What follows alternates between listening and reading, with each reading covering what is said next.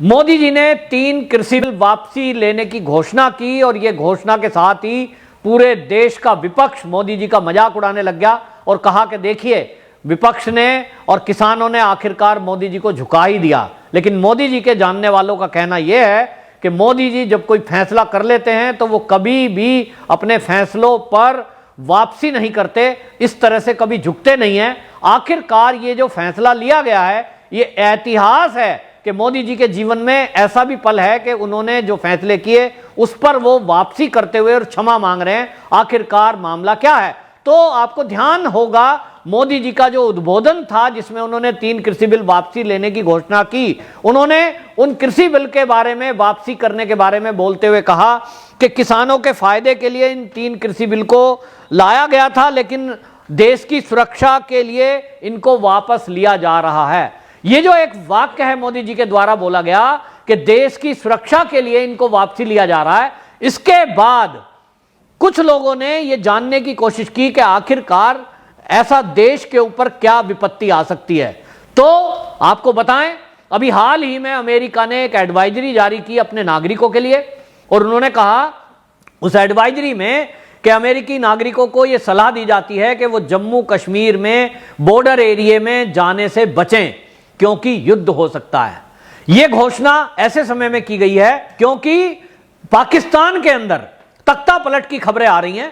इमरान खान को किसी भी दिन पद से हटाया जा सकता है और सेना वहां कब्जा कर सकती है, और जब भी कभी सेना कब्जा करती है तो डायरेक्ट वो वहां आजाद होती है कुछ भी करने के लिए, और पाकिस्तान के पास और कुछ नहीं है सिवा भारत के ऊपर आक्रमण करने के, क्योंकि वहां सबसे ज्यादा मुद्दा यही रहता है। दूसरी तरफ हमने देखा है कि पिछले कुछ दिनों में चीन जिस तरह से लद्दाख एरिया में अपनी सेना को बढ़ा रहा है, जिस तरह से अरुणाचल प्रदेश बॉर्डर पर उसने अपनी सेना को जमावड़ा किया, इसी तरह अभी हाल ही में घटना का खुलासा हुआ कि भूटान के अंदर जहां भारत से लगती हुई सीमा है वहां भारत की सेना बाकायदा सुरक्षा करती है, वहां भी उसने घुसपैठ करने की कोशिश की है। इन सारे मामलों को देखते हुए दिल्ली के अंदर एक हाई लेवल मीटिंग हुई थी, उसमें कई देशों के एनएसए यहां जुटे थे, जिनमें एनएसए अजीत डोभाल जो हमारे देश के एनएसए हैं उन्होंने बाकायदा इन एनएसए की मीटिंग को लिया था, और इस मीटिंग में रूस के जो एनएसए आए थे और बाकी देशों के जो एनएसए आए थे उनके हवाले से ये जो जानकारी जुटी कि भारत के ऊपर पाकिस्तान की तरफ से कभी भी युद्ध किया जा सकता है, हमला हो सकता है, और इसलिए भारत को चाहिए कि वो अपने युद्ध के अंदर साथ साथ भारत के अंदर जो पाकिस्तान प्रस्त लोग हैं, जो चीन के एजेंट हैं, जिनको हम आस्तीन के सांप कह सकते हैं, ऐसे बहुत सारे लोग हैं जो भारत के अंदर गृह युद्ध भी छेड़ सकते हैं। जिस तरह से पिछले दिनों हमने देखा था कि महबूबा मुफ्ती का बयान आया और महबूबा मुफ्ती ने एक बयान दिया था कि धारा 370 यदि कश्मीर से हटाई तो कोई तिरंगा उठाने वाला नहीं बचेगा। इसी तरह ममता बनर्जी का एक बयान आया था सीएए के विरोध के दिनों में, उन्होंने कहा था कि यदि सीएए को इंप्लीमेंट किया गया जबरदस्ती तो देश में गृह युद्ध हो जाएगा। और उसी तरह के लोग आज की डेट में किसान आंदोलन के नाम पर ये पूरे देश में घूम रहे हैं, और ये जो माहौल खराब करने की कोशिश की जा रही है, ये किसान बिल के नाम पर किसानों को झूठ बोलकर कि आपकी जमीनें चली जाएंगी, आप जो उद्योगपति हैं वो आपकी जमीनों पे कब्जा कर लेंगे, आपकी फसल पर कब्जा कर लेंगे। तो कुछ भोले भाले और अनपढ़ लोग जिन्होंने, बल्कि मैं तो कहूंगा पढ़े लिखे लोगों ने भी 3 कृषि बिल के बारे में जानकारी नहीं है, लेकिन उन्होंने सोचा कि अगर राहुल गांधी बोल रहे हैं, यदि अखिलेश यादव बोल रहे हैं, तो शायद ऐसा ही होता होगा कि हमारी जमीन अभी अडानी अंबानी ले लेंगे। इन लोगों ने इतना झूठ जो फैलाया उसके कारण ये मूवमेंट पूरी चलाई, लेकिन चाल इसके पीछे ये थी कि जैसे ही पाकिस्तान हमला करेगा, क्योंकि मोदी सरकार ने सदन के अंदर बाकायदा गृह मंत्री अमित शाह ने घोषणा की है कि पीओके भारत का अभिन्न अंग है, भारत उसको लेके रहेगा। और अभी हाल ही में यूएन की 2 मीटिंग के अंदर जब भी कश्मीर का मुद्दा पाकिस्तान ने उठाया, पाकिस्तान के स्थायी सदस्य के तौर पर जो भी वहां हमारा प्रतिनिधि था, उन भारत के प्रतिनिधि ने बाकायदा इस बात को रिपीट किया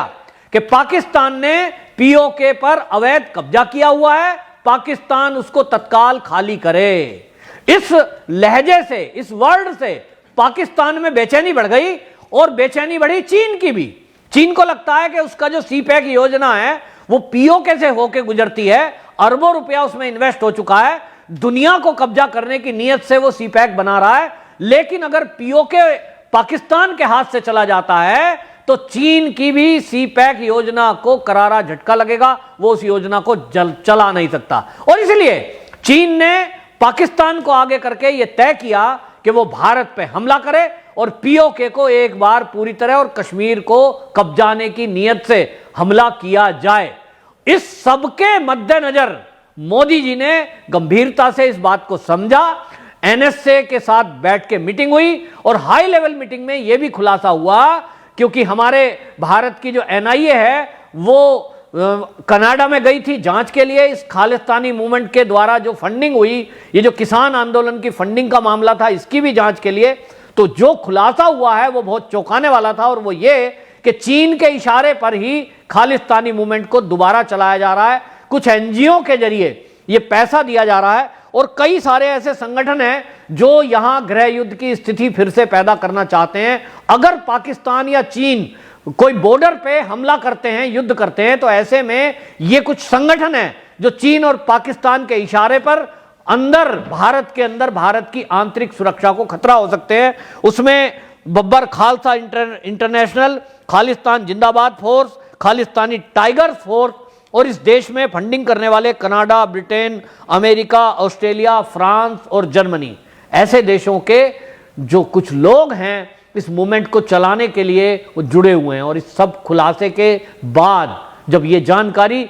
गृह मंत्री अमित शाह और मोदी जी को दी गई, तत्काल मोदी जी ने फैसला लिया कि विदेशी जो हमलेवर हैं उनको देखने के लिए हमारी सेना पूरी तरह से सक्षम है। जो साजो सामान हमारी सेना को चाहिए वो मोदी सरकार ने लाके दिए हैं, चाहे वो राफेल हो, चाहे वो S-400 आ रहा है, चाहे वो हमारे पास मिसाइल हैं, एक से एक अत्याधुनिक राइफलें हैं, वो सारा साजो सामान सेना के लिए जुटाया गया जो एक देश को विजय करने के लिए और देश की सुरक्षा की मजबूती के लिए आवश्यक है। हमने देखा बॉर्डर एरिया में जिस तरह से सड़कों का निर्माण हुआ है, जिस तरह से रेल मार्ग को प्रस्तुत किया गया कश्मीर तक पहुंच के लिए, ये सब मोदी सरकार ने देश की सुरक्षा को ध्यान में रखते हुए किया। लेकिन अब जब देश एक युद्ध के मोड़ पर खड़ा है, आज की डेट में जब इंटेलिजेंस इनपुट ऐसी मिल रही हैं कि चीन और पाकिस्तान मिलकर 2 मोर्चों पर युद्ध कर सकते हैं, और तीसरा मोर्चा देश के अंदर बैठे हुए गद्दार हैं, वो जो सीए के वक्त में हमने सड़कों पे देखे थे, वो जो किसान आंदोलन के फर्जीवाड़े के समय हमने सड़कों पर देखे, जिन्होंने हाथों में तलवारें और भाले लहराए, ऐसे लोग 3 मोर्चों पे भारत को जूझना पड़ सकता है। और इसीलिए पिछले दिनों जो हमारे सेना के प्रमुख हैं नरवणे जी, उनका बयान भी आया था कि भारत की सेना 3 मोर्चों पर युद्ध लड़ने के लिए तैयार है। लेकिन मोदी सरकार की योजना यह है कि सेना को बॉर्डर एरिया में पाकिस्तान और चीन को छक्के छुड़ाने के लिए छोड़ दिया जाए, तो भारत की अंदरूनी सुरक्षा को मजबूत करने के लिए जो भी इस टाइप के गद्दार हैं उनसे निपटने के लिए, भारत की आंतरिक व्यवस्था को मजबूत करने के लिए किसी को भी वो अवसर ना दिया जाए जिसमें एक अवसर था किसान आंदोलन। क्योंकि ये जो किसान आंदोलन के नाम पर झूठ बोलकर गांव-गांव में किसानों को भड़काने का काम कर रहे थे, ऐसे लोगों को एक्सपोज करना जरूरी था और इस आंदोलन को खत्म करना बड़ा जरूरी था। क्योंकि अगर दिल्ली की सड़कों पर या देश की सड़कों पर इस तरह से कोई आंदोलनकारी बैठे रहेंगे जिनके इरादे ये हैं कि वो पुलिस से उलझें, जनता से उलझें, कत्लेआम मचाएं, तो ऐसे में मोदी सरकार ने, मोदी जी ने ये जो फैसला लिया है, ये देश की सुरक्षा के लिए बहुत जरूरी था। और आपको ये भी बताऊं कि इसके साथ साथ देश की सुरक्षा में जो आड़े आ रहे हैं, अभी आपने देखा कि महबूबा मुफ्ती को नजरबंद किया गया है। इस तरह से आने वाले दिनों में अगर कोई नेता, चाहे वो किसान नेता हो चाहे वो कोई भी हो, ये सरकार ने तय किया है कि देश की सुरक्षा से यदि कोई नेता खिलवाड़ करने की कोशिश करेगा तो उसका हाल वही होगा जो महबूबा मुफ्ती का है, या उससे भी अधिक उसको सरकार सख्ती से उससे निपटेगी। बहरहाल जो लोग मोदी को कमजोर सोच रहे हैं, मोदी जी को यह सोच रहे हैं कि उन्होंने अपना किया हुआ फैसला वापस लिया है और ये कोई झुकाने में उनको कामयाब हो गया है, भारत की सुरक्षा के लिए झुके हैं और भारत के लिए, भारत माता की रक्षा के लिए किसी को यदि कोई कड़े से कड़ा कदम भी उठाना पड़ेगा, उसमें से एक मोदी जी होंगे। वंदे मातरम।